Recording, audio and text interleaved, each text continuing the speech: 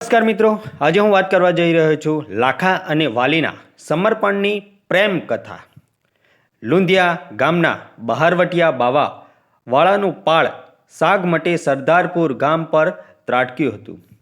તેમની સામેના આ ધીંગાણામાં સરદારપુર ગામનો લાખા નામનો જ્ઞાતિએ મેઘવાળ એવો જણ લડવા મોખરે હતો.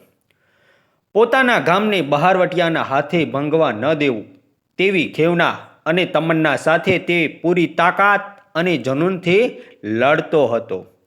પણ ત્યાં કોઈ બહારવટિયાની બરછીનો જીવલેણ ઘા વાગ્યો અને લાખો ત્યાંને ત્યાં ડળે પડ્યો.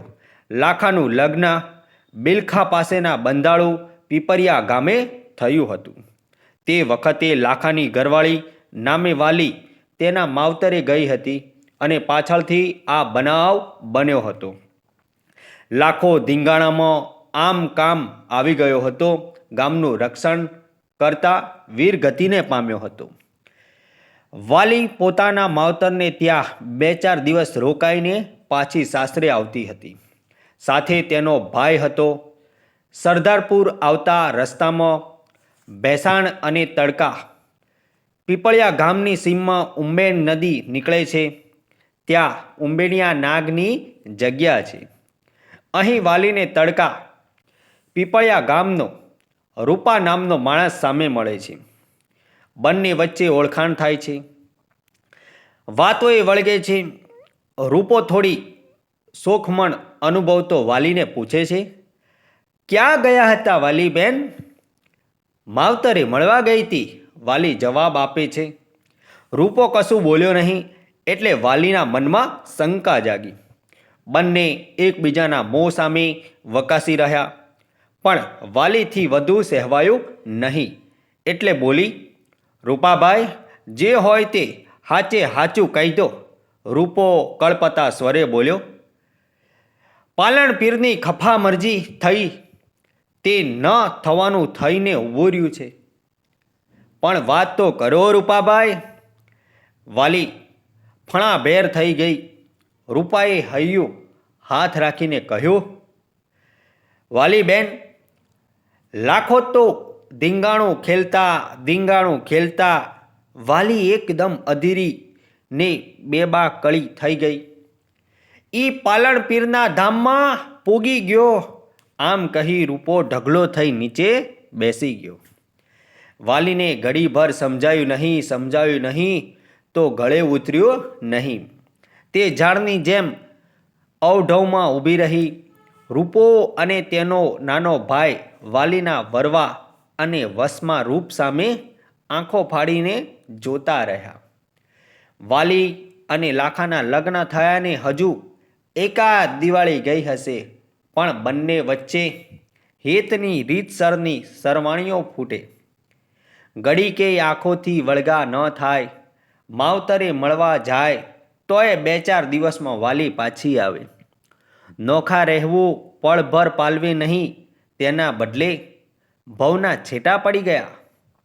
વાલી ચિત્રામણના જેમ ચિતરાઈ, આળે ખાઈ ગઈ. માથેથી ચૂંદડી પડી ગઈ. અંબોળો છૂટી ગયો. પેટ સુધીના લાંબા વાળ પવનમાં ઊંડવા લાગ્યા.